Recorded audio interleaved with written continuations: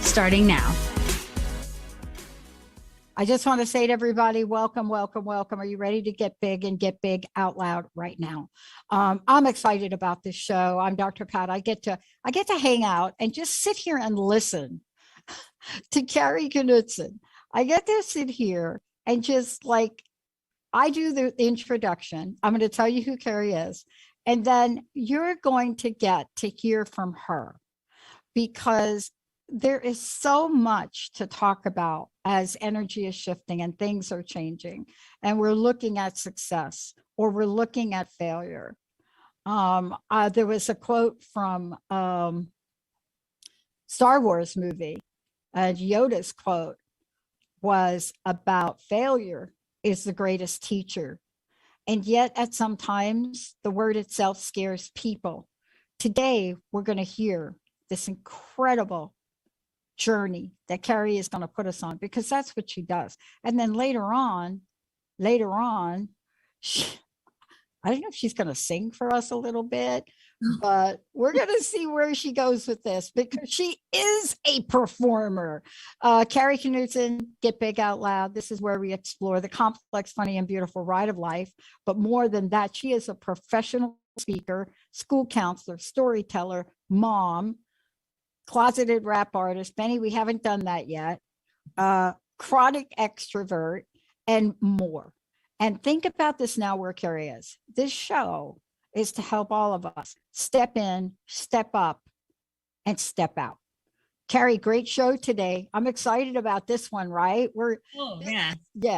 This Sorry to talk over you. Thanks for the build up, Dr. Pat. Sorry to talk over you there. But I'm excited about this show because it's about living on purpose and what that could look like and what it means, what keeps us from living on purpose, how we cultivate courage to do it, but also what does it really mean to live on purpose? And like you said, I have a couple stories to share about that today and some ideas around it. I'm especially excited now because I think it feels like a strange time where there's opportunity potentially, but also a lot of fear. Yeah. And we're still in a weird place, I think, most of us, with this in-between place. And I feel like the idea of living on purpose could act as a guide or a beacon to help us think in what direction we want to go. You know what I love about this topic, and I know you're going to talk about it. So let me kick it off with this question. Whenever I work with women in recovery, and a lot of times when you talk about purpose, their eyes roll back. I mean, not just women in recovery, but the women I work with, their eyes roll back, and it's as if I'm asking them to think about something so daunting and overwhelming. Some days for me, my purpose had to simply do with getting up and being able to walk my dog. And so we're going to hit the realm of what living on purpose means at the macro, the micro, the universal level. But for you, why are we so confused or scared of the word purpose? Well, I think we've overdone it in a way. Like a lot of times when we look at society, it has to be like a big, huge, I'm going to change the world, or I'm a leader, or I'm an extrovert, or look at this thing I've produced. And it's almost not enough just to be, right? We have to be doing something. And a lot of times this plays out, think about, and if people feeling, did you have a good day? Yeah, I got a lot off my to-do list. Not I showed up in the world in a good headspace, right? Equate our success with what we do, or we equate being successful by other people saying, oh, you're a success, look what you did. But it's very performative. And I think sometimes people get scared of the word purpose because purpose seems to be very performative. You have to do something, big to have purpose. And I think we really are misguided in this idea, because purpose has to be for everyone. And we need people with big audacious goals, and to be those people in that kind of we perceive as those go-getters. But I also think we need everyone to show up in their own lives with purpose. And like you said, I think there's a difference between intention and purpose. Like you say, my intention is to get up and walk my dog, and that's all I can do today, right? That's your intention for the day. But our purpose is bigger than just getting through the day. It's why do you show up, not just to your job, but the way you do in your life, right? So your purpose can be about connection. It can be about empathy. It could be about service, right? And your job, your job, job title, may have nothing to do with your purpose, right? But maybe your purpose is how you show up in the world. And a lot of times people get scared of that because it seems like we get, well, what if I don't have a purpose? Or what if I fail at my purpose? Or what if people think my purpose is stupid and people don't like my purpose, right? And that kind of just really stops us from even trying to articulate it in the first place. We get really, I think society, the mindset of society is it can look like this or like this. And if you don't have it that way, you don't have a purpose. And it keeps people like, well, what if my purpose? And people might say things like, you know, when you see people have really disparate interests that actually make them interesting, but they're afraid to say like, I really have a passion for this, or I really like this. Yeah. And people say, well, how are you going to make money with that? Right? How are you going to make money? How are you going to pay the bills? And we confuse this idea again, that work and purpose are not always the same thing. They're not. And we don't always get paid for our purpose, but a lot of times people confuse it. Like, what are you going to do with that? Okay, I got to tell you, I got to ask you a question. I want you to chime in on this. People thought I lost my mind when I was in my early 20s, and the word purpose wasn't exactly used, right? But it was the same idea. It was kind of like, what do you want to be when you grow up? Or, you know, like things like that people say to you. Back then, as people I hung out with, nobody said to me, oh, what do you think your purpose is? They didn't say that. But I was very clear. I wanted to be first and foremost, everything else was secondary until one day it wasn't, a championship table tennis player. I loved it so much. I wanted to be a professional player. Now that means like you get money for it. So the question that always came up was, what's your job? And I'm like, it doesn't matter what my job is. And so what is it about that? And I wanted to help other young women learn the game. Now, does that mean that that's going to be my life purpose? Does that mean that that's what I did? Until a light bulb went on and somebody said to me, you better get an undergraduate degree.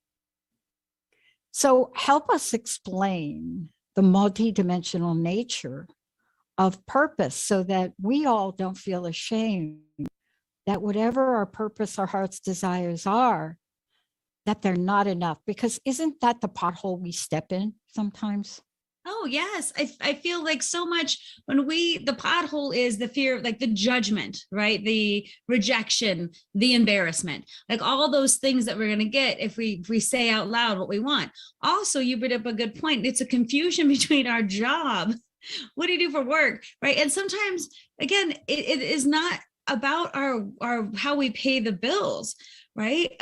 Or sometimes it can be our job and our purpose are in perfect alignment, but many times they're not. And we get confused in the society though, that is, again, performative. What is your job? What do you do? What do you produce? And then we get confused about that. Then we get embarrassed because someone says table tennis. What's that going to do for you? Right. Or when you think about, well, and what mine was psychology. What are you going to do with that degree? Right. And I think like, oh my God, I got that too. What are you gonna do with that degree? Get something safe. And then if that's okay, you can pursue it. Right. And also I think when we're young and we're growing up, a lot of times people say, what do you want to be when you grow up? What do you want to be? And we have this pressure to have it figured out.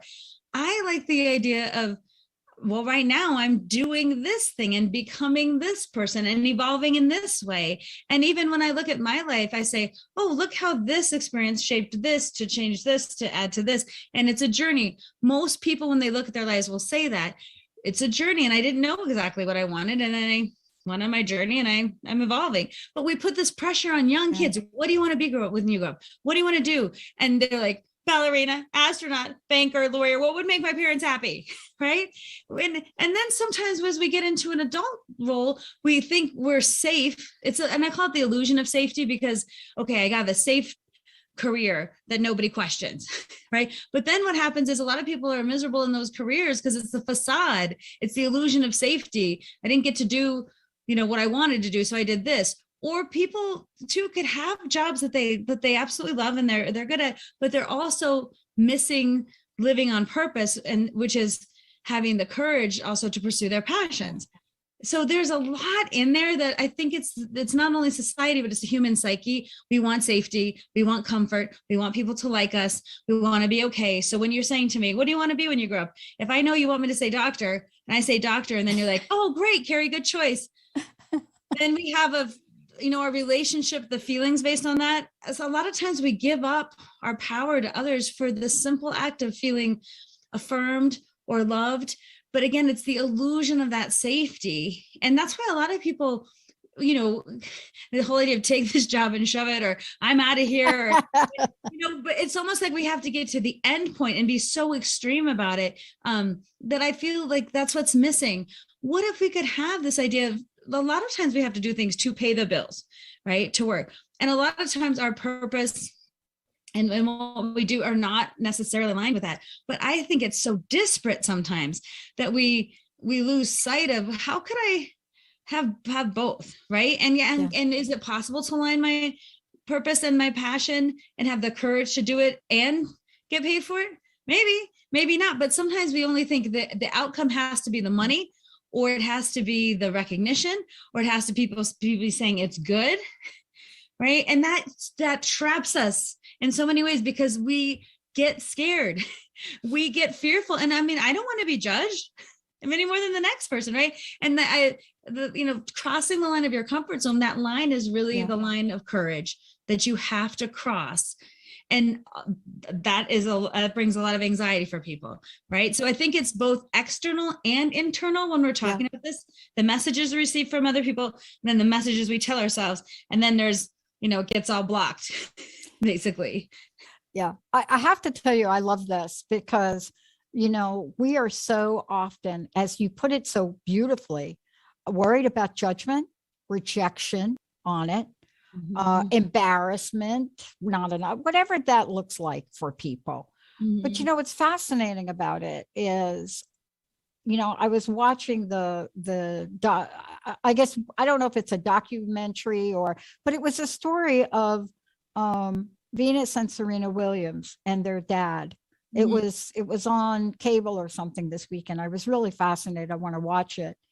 And I was very, very clear as I was watching it, that purpose without passion is extremely difficult.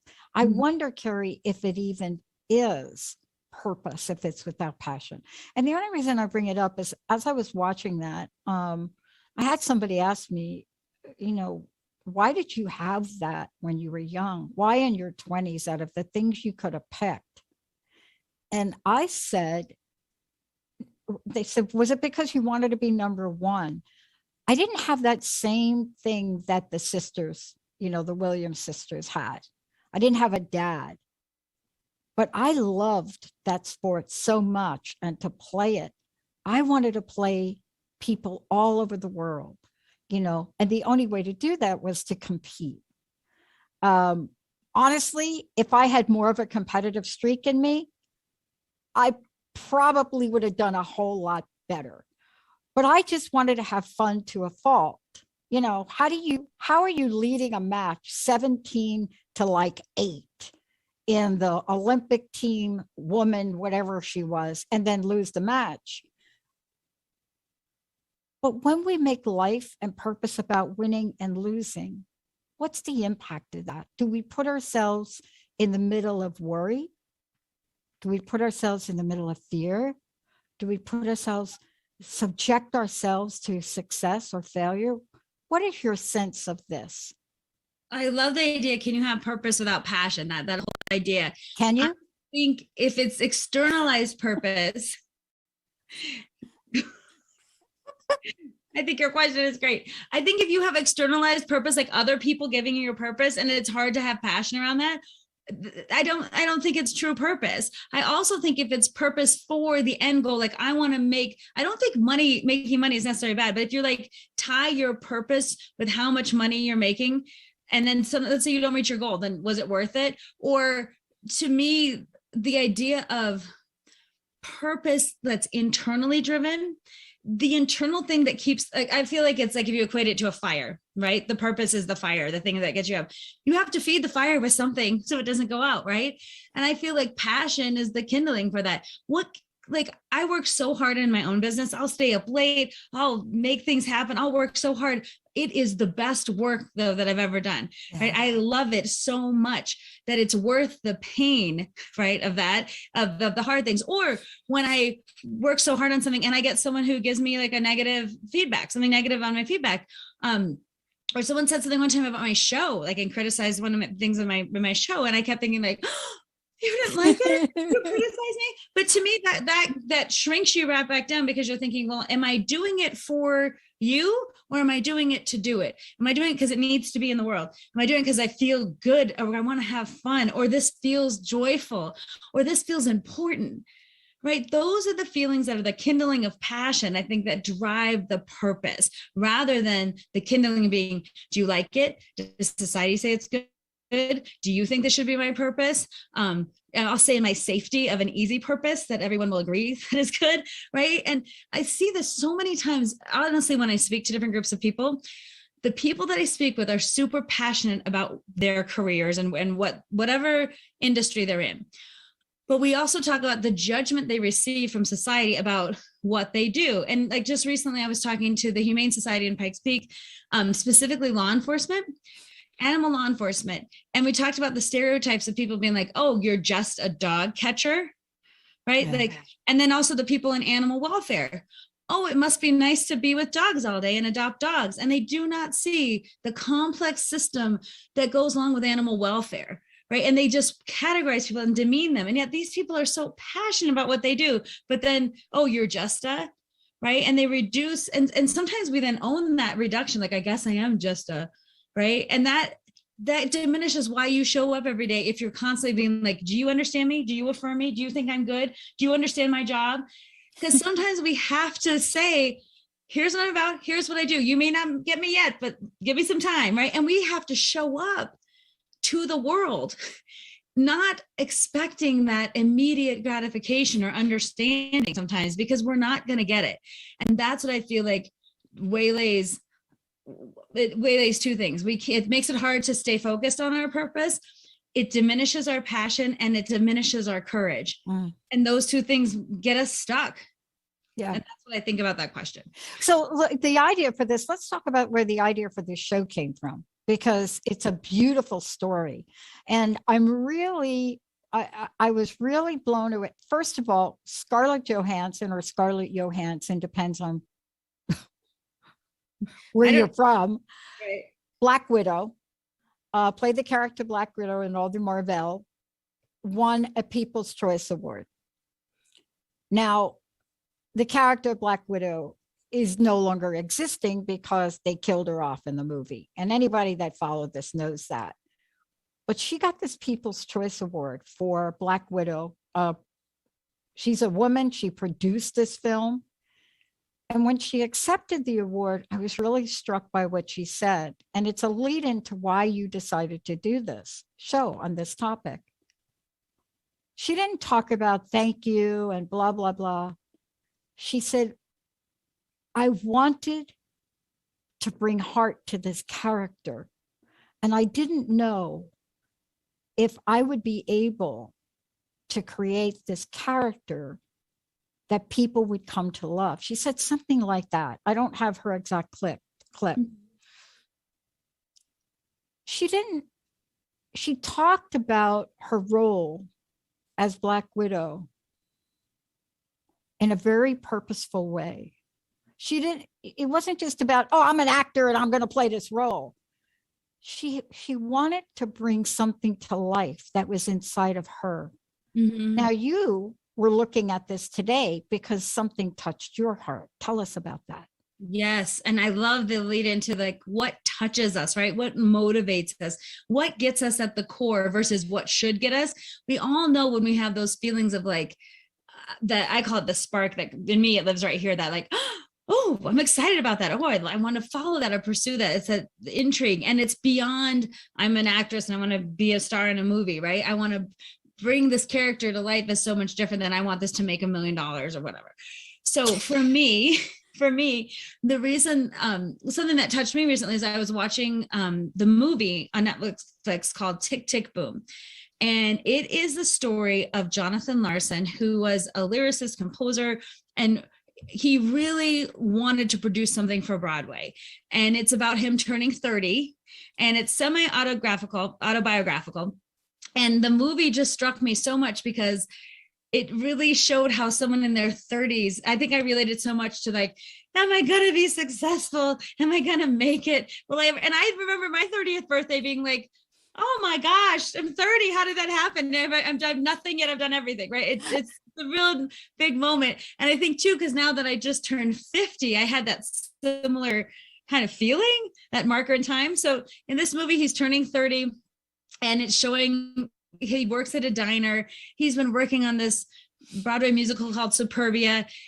And honestly, the music is great, and he's really can't stop writing and thinking about it, right? But he's working at a diner to make ends meet, and nobody is buying his stuff. No, everyone says it's great, but no one wants to produce it, essentially. And it's interesting because, at the end of that movie, what his agent says, it was great. You did great at the reading, but write about something is what she says to him. Because this Superbia is about aliens and other things happening. She goes, Jonathan, write about something you know. And in that moment, he when he's like, this should be my moment, and it wasn't. But yet he keeps writing, right? And he's alive in the 90s. And this is after the movie ends. And in real life, he's alive in the 90s. And he's seeing the AIDS epidemic come up. He's seeing sexuality come up. He's seeing poverty. He's seeing social ideas around wealth and poverty and rights and health and all these things come up. So he starts to write about what he knows, and he creates this musical called Rent. And he writes these amazing songs, and he's just about to get it to its off-Broadway premiere. The night before, it's like gonna be huge, right? And he dies the night before the preview, the night, and I my heart just broke in a million pieces, because what would it be like to strive and yearn and create, even in the face of rejection, even in the face of hardship, even in the face of he couldn't give up on his dream at the expense of, he had to live in a horrible apartment. He had to be poor, and he saw his friends living in nice places, having things, right? And it was great because the movie showed the struggle with that. He wasn't like, I'm fine being a starving artist. He was like, I'm struggling with being a starving artist. I might give up. And the thing that it made me realize when I thought about Rent, so Rent went on to be a hugely international successful Broadway musical. It actually changed the face of Broadway. Yeah. It became rock opera, became a term.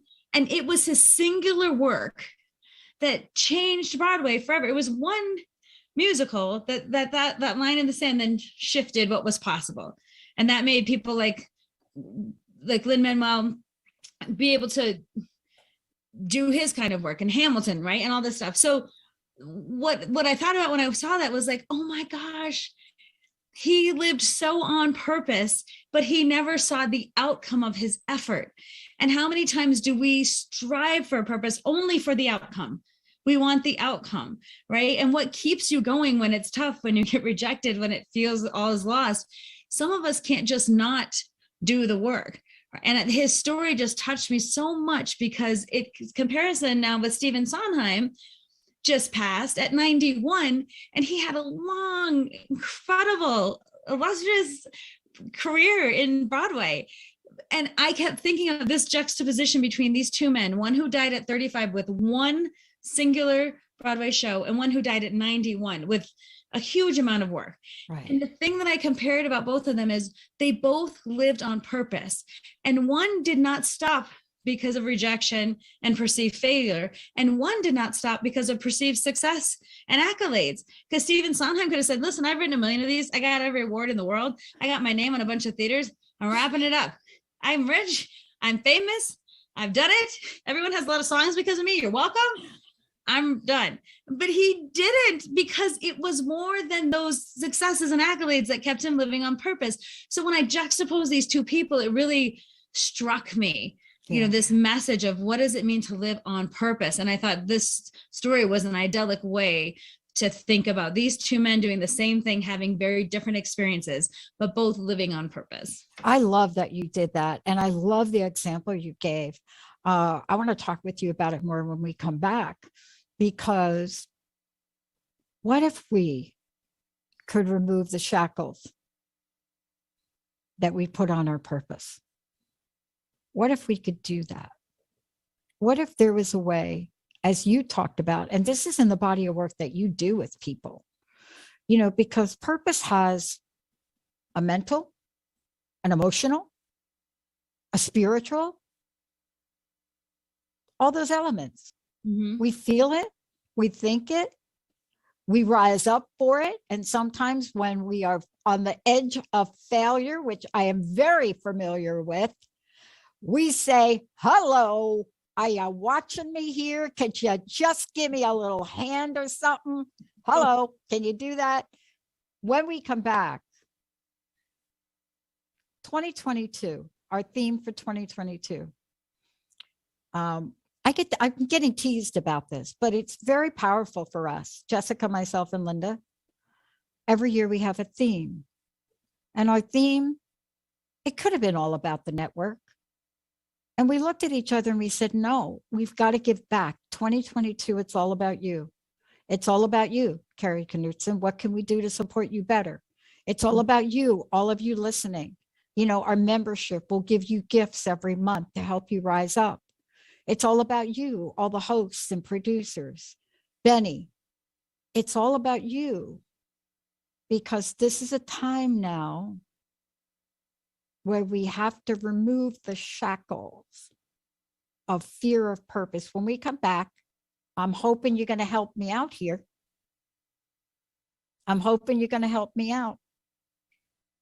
Kari, how do people find out about you? Let's let folks know. I love this topic. I love the way you're talking. And that example, I'm just holding back the tears on that one. Oh my God.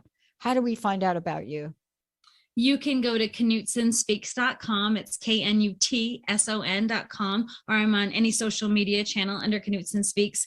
And really the work that I do, what I love is the reason my company is Knutson Speaks is because not only do I train, podcast, I have a show, a one-woman stage show, but everything I do involves like taking a psychology and applying it to real life, and so you can see all the kinds of things I do on social media. And I feel, again, part of my purpose was saying, I'm going to be Knutson Speaks. I'm going to do this in my own way. And the way that, so when you say, wait, you got a show and you do coaching and you do presentations, what? Yeah, I do. That's me showing up with purpose. So that's where you can find me. And that's what I'm about. I love it. And don't you love it when somebody says to you, what are you doing next year, Kari, Pat? Where are you finding the time to do that? Why are you so passionate about bringing the network to more people, more countries? What's in it for you? That is the question that puts like fire breathing dragon stuff. If you ask Jessica, why are you working 60 hours out of the week? What's in it for you? The answer you'll get is we are in service of others. When we come back, can you be purposeful in your life? Hang on to it. And what if your purpose may change? What if all of a sudden you cannot play ping pong anymore because your boss threatened not to give you a promotion until you got your degree? Stay tuned, everybody. We'll be right back. All clear. Wow, Dr. Pat, that was eluded. I'm going to get my camera to take a picture. Oh, yeah, get your The camera. tension is so high. Hold on. Woo. What are you doing with all the pictures? You need to send them to us so we could set up I a post them collage. on my Instagram and then I tag you guys. Okay, but if you send them to us, we can put them all on your TTR profile page. Oh, okay. So send them to like Jessica or send them to you? Send them to me. Okay. All right. Oh my gosh, we're going to do some cool stuff with that. Okay, get ready to look good. Hold on. I'm changing my. Okay, do I not look good? Now I No, feel like a little great. You look self-conscious. amazing. As usual. Okay. I got my little globe going. Yeah, with your highlights, your disco. Okay, let me do it from this angle there. It's not disco. It's like a holiday, little Put your, holiday, little push globe. your face down just a little bit so it doesn't hit your glasses. Now go up, up, up. Put your head there. The Okay, reflection. is that good? Now you look good. You got Then it. I can watch my little holiday globe go. Yeah, I got you. Oh, you got it? Oh my Yeah, gosh, you're quick. okay. You know, this is so funny. Somebody asked me, I don't know, it was a couple of years ago. They said, you know, out of all the people that you know of that are not personal friends that passed away, who do you wish wouldn't have passed away? And I think that they were expecting me, Dr. Pat, to have something profound, like, I don't know, like somebody like a, and I said, Stan Lee. And they said, who the heck is Stan Lee? Mm-hmm. And I said, Stan Lee saved my life. And this turned out to be an interesting conversation. And they said, Stan Lee who? I said, Stan Lee is the comic book guy. Yeah. He is the guy. He saved my life. He said, how? I said, growing up as a kid, my life situation and my home situation was beyond anything I want to talk to you about.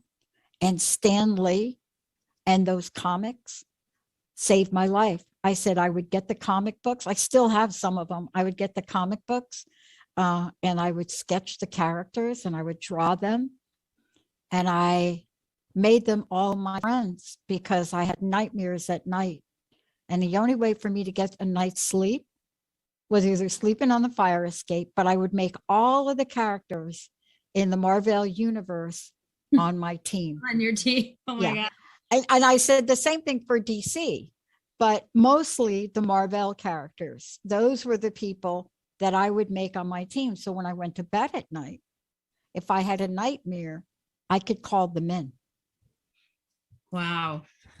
Stan Lee, and he passed away for me. Yes, he was a little bit older, but he wasn't done yet. You know, Didn't he make all the cameos in the Marvel movies? he made them all. Oh, Yeah, great. Yeah. he made them all. He made them all. But this Scarlett Johansson thing in Black Widow, you know, she sued Disney for releasing the movie too soon. She's an interesting story. But Really? you know what I loved about the People's Choice Awards that night? The Rock won a bunch of awards and acknowledged Emily Blunt, who nobody acknowledges Emily Blunt. And I love Emily Blunt. Let me know when you're ready to come back. Scarlett Johansson got Black Widow as second choice because Emily Blunt was in a different movie. I'm ready, Benny.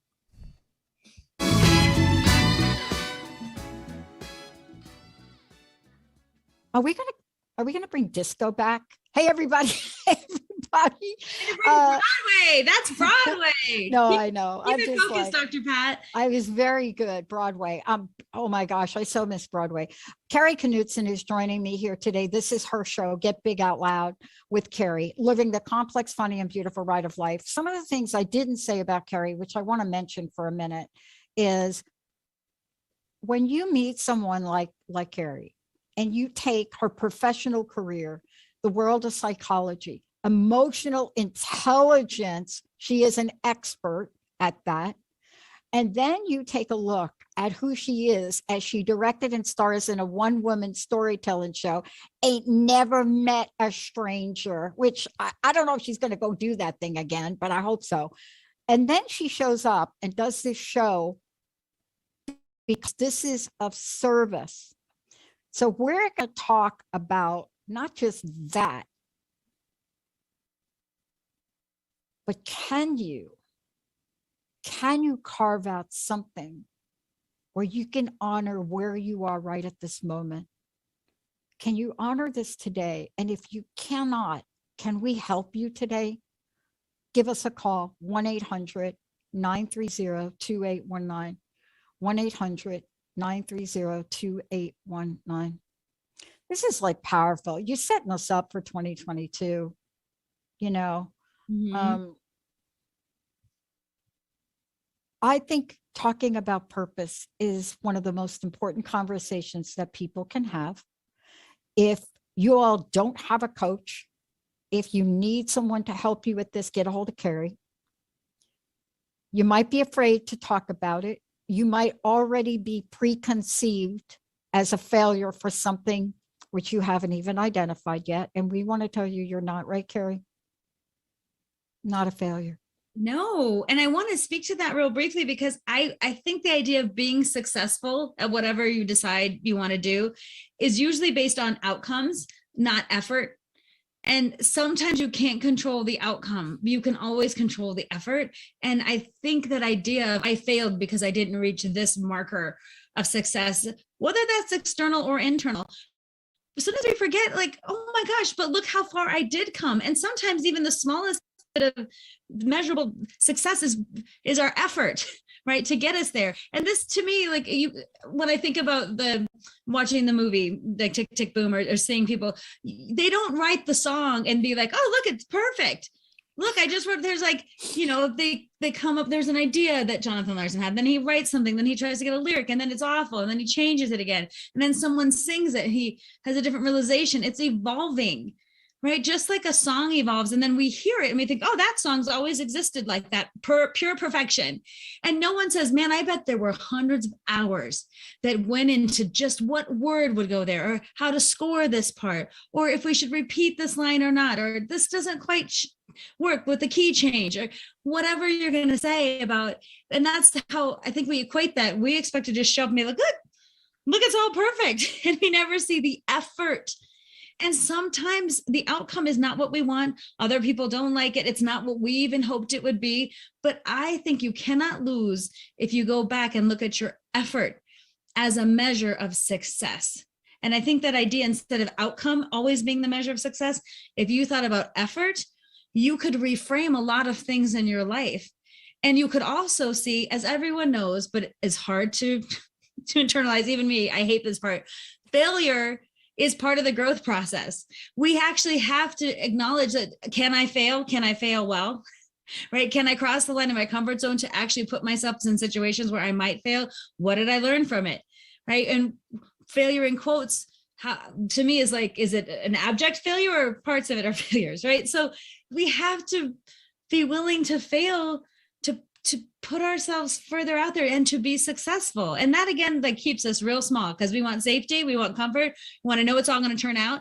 We want to hear the song when it's done, not on the rewrites. Or as my mom, this always makes me laugh, when I was taking violin, when you first learn how to play violin as a child, it sounds horrible. Oh my God, I played viola. Oh, so it sounds like some strange alien is dying, right? It's no good. And my mom's like, I cannot tolerate this. How soon till you get good, is what she said. How soon do you get good? And my dad was a music teacher, so he knew, right? But my mom was like, I cannot. It sounds awful. And it did, right? I appreciated her honesty. But that always makes me think about, you're never going to get good unless you play the first rotten note, right? And you're never going to get good unless you play the second one. Sometimes you have to start to get better, right? And starting's not always pretty or glamorous.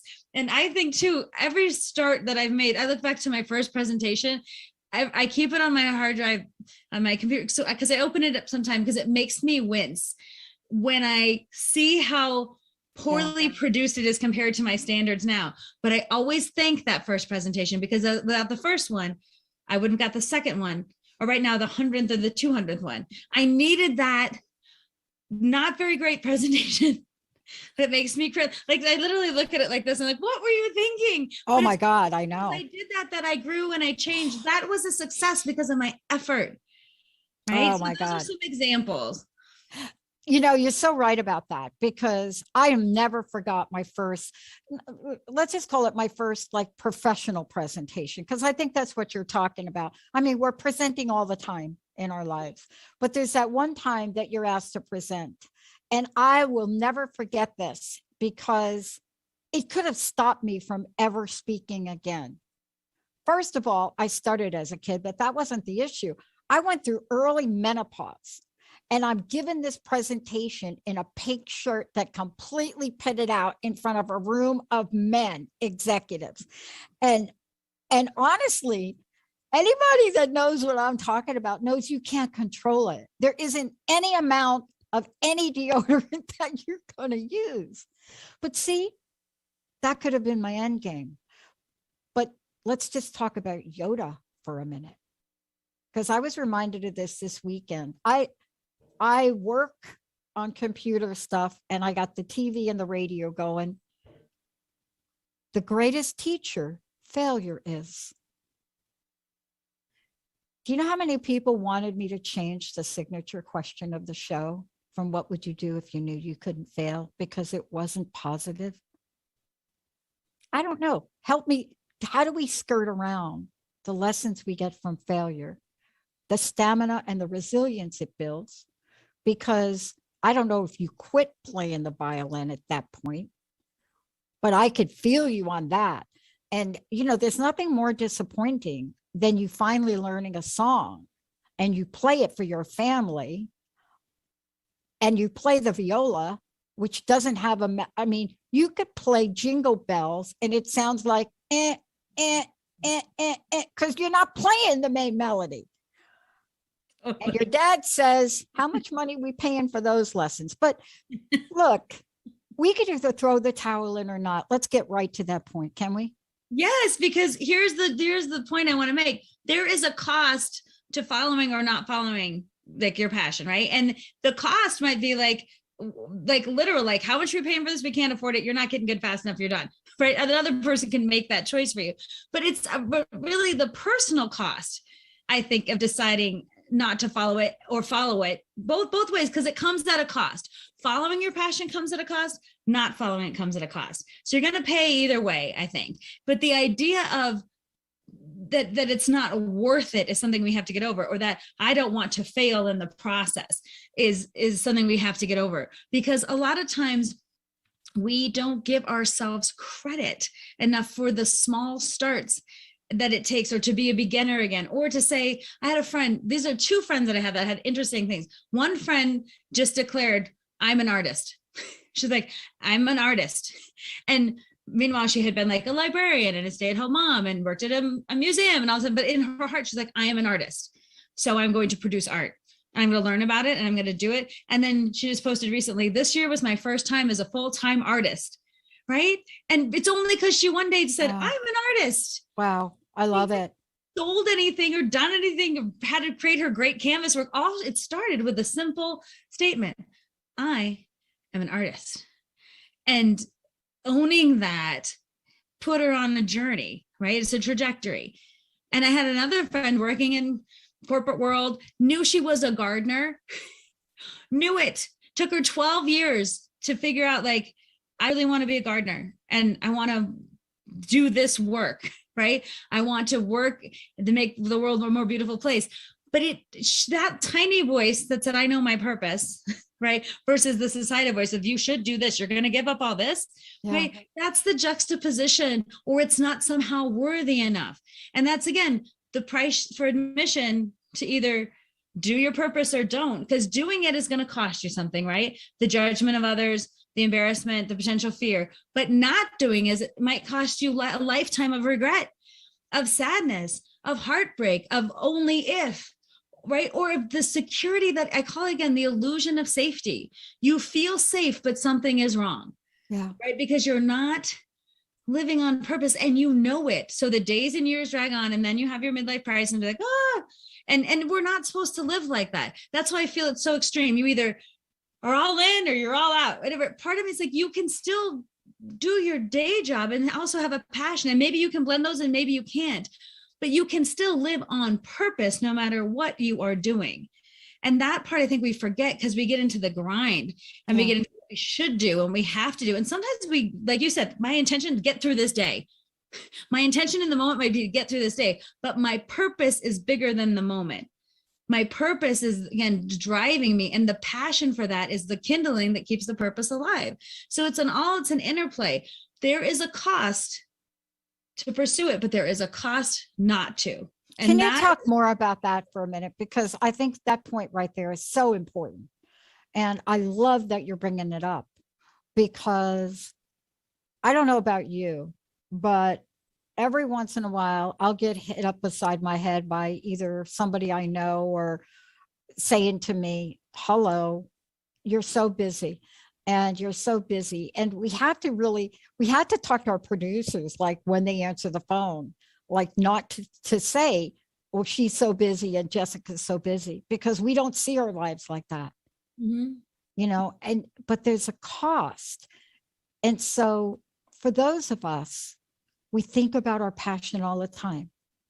We think about how to make it better. Like Jessica came up with a brilliant idea that we're going to launch soon, right? So we're thinking about it. We're in that zone of it. I think about, sorry, I'm going back to New Jersey, and there's a tournament at the club that I learned how to play. Now the club has changed, the players have changed, but there's a tournament on the day I'm leaving to come back home. And so I just thought to myself, wouldn't it be cool to play in a tournament at a place that I played my first tournament? Now that makes no logical sense to anybody, but can you talk about the energy of feeling purpose, feeling it? Can you talk to that? Yes, I can, because that is, to me, you can call it intuition, you can call it spark, you can call it a zhuzh. Again, I say I feel it right here when my heart goes like, and I know I want to pursue something, because my internal feeling, before my brain can even get there, my body's like, oh, you want to do that. And then what happens is my brain's like, no, you can't. You're too old. You're too fat. You can't figure that out. You haven't done that before. Who would say that? Like, so my brain is like squishing it. The little spark came up. It legitimately came up. And we all know when we feel that, right? So that is such a good point. Our body sometimes knows before we cognitively know, like our feeling. And if we can trust that little bit of like, and then I always say, don't blow out the candle after you just lit it. Like, light the little candle, like the little spark happened, and there's this tiny gentle flame. Don't be like, you're dead to me. Like, don't blow it out, protect it, and be like, oh, this is interesting. And then you might just explore one small thing related to that, or notice like, oh, I'm noticing I'm having a lot of fear around this. Oh, I'm noticing this. If you just notice, without, you don't have to believe everything you think, right? And also you don't have to say like, I have to have the whole plan worked out. Like, you don't have to say like, well, I want to play in that tournament. And then you say, oh, I can't, because I haven't been there in a while and I'm older now. And then I was a champion before. What if I'm not now? What will people say? Oh, that lady's back. Like, you could make up a million stories that would be like, and you won't show up on that day to be like, hey, want to play some ping pong? Because it will simply bring you joy. Yeah. Right? And it's simply fun. And again, the purpose is different than the outcome. Yeah. And we have to get the difference of that. I mean, you have to get your head straight on in terms of, I do not have to believe everything I think. And I can notice, oh, there I go again, getting into my perception of safety by saying why it won't work. Yeah. And then your courage comes in to be like, oh, hang on, fear. We see you there, and you have a lot of good points. They're very valid. You don't have to go anywhere, but like, Kurt, I'm going to take up some more space here because I got to protect this little bit of like, I got to protect it. I don't know where we're going with it, but it's lit. So now we need to follow it a bit. So you stay in your space, right? And that's the kind of the interplay. And we want it to be easy. We want it to be like, I want to do that thing. I'm going to do it. Look, I'm a success. And we wish it would unfold that way. But every single person listening around knows in your life, anything you've done, anything at all, you can see the setbacks, you can see the detours, you can see where it didn't work out as planned. You can see that it took you longer than you thought, even if you got to your goal. You can see that maybe not getting there was better than actually getting there, right? You can look back on your life and that is so crystal clear. But somehow when we face this way, we're like, no, it better be like perfect and easy and doable. Go. Well, let's talk about this because you're going to share something with us, right? You're going to share a little bit about what matters to us. And also you have something also, I don't know if you're going to sing it or read it, but to talk about No Day But Today from Rent, right? A friend of mine put it, well, actually not a friend, one of my mentors when she was alive. She said, purpose is like, I'm going to get the fish wrong. It's a fish. It's this fish. And I was going to say blowfish, but it's not that fish. It's the fish that is so delicious. That's a delicacy. But if not prepared properly, it kills you. So that was her metaphor. Oh my God. That was what, and and I would just have a metaphor for living your purpose. She and said, if scaring the you're heck not, out of you. well, her point was this: if you're not willing to take risks, to enjoy something absolutely delicious, something you absolutely love, right? Mhm. And you'll let fear control everything in your life, will you be happy at the end of it? I never forgot that question because it took me a while to really figure that out. But you're here to talk about, for us now in closing, what is it we tell ourselves?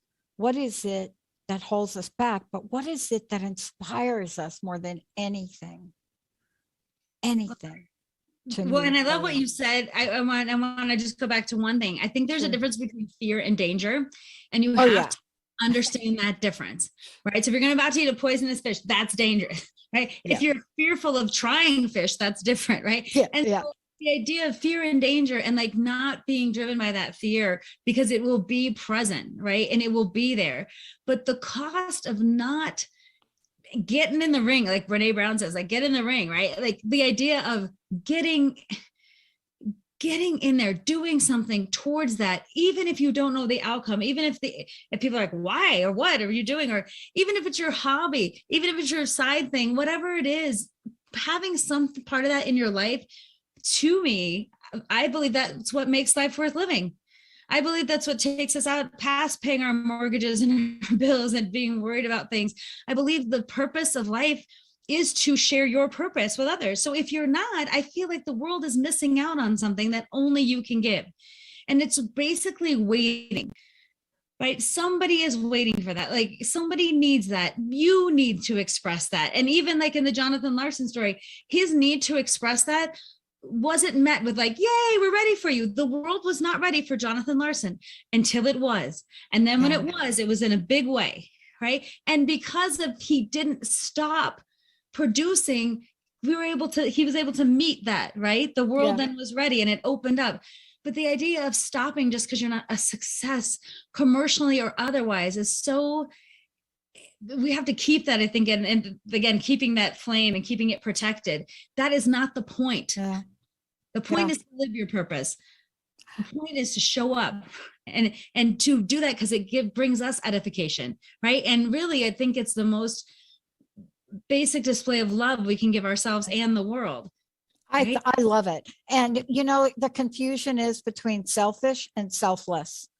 And you have, for today in closing, you wanted to share a little bit about the song. I love this topic. Yes, Kari, please tell people how they can work with you. Please tell people how they can find out more about you. And then you're going to share a little bit about No Day But Today. Right. And I'm going to look it up on my phone just so I can, so I can't look it up on the computer at the same time.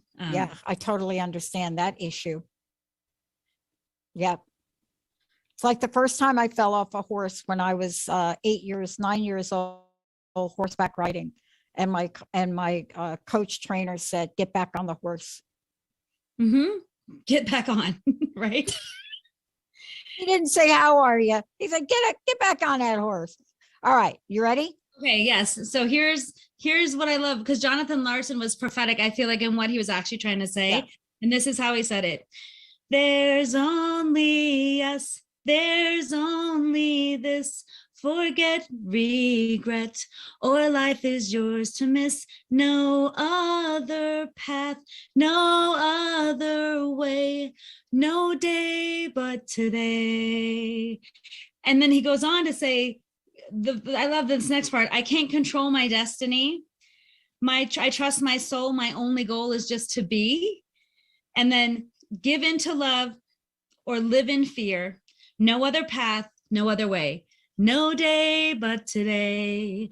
And you can look at that song and it just, to me, it just resonates with everything in my being. And I thought that was a good way. And I stepped outside my comfort zone to sing a little bit. But I think it's powerful when you sing it and you hear those words. Kari, thank you so much for this. Please, I think we got a few seconds left. Give out your website. Let folks know how they can work with you. And thank you for all that you're doing. Thank you, Dr. Pat. It's a pleasure. You can find me on knutsonspeaks.com or on any social media channel. You can reach out to me if you want coaching, if you want a presentation for your group, if you want it for your organization. I do customized trainings. I have a list of topics on my website. I'm developing new ones all the time to match the needs of the moment. Like now I'm doing one on thriving through change and how we show up to the world. And again, when COVID is over and I feel safe to have people in the theater, I will be doing my one woman show again. And that hopefully will be in the spring, but that's another way I'm putting stuff out in the world. So reach out to me if I can be of service to you in any way at all.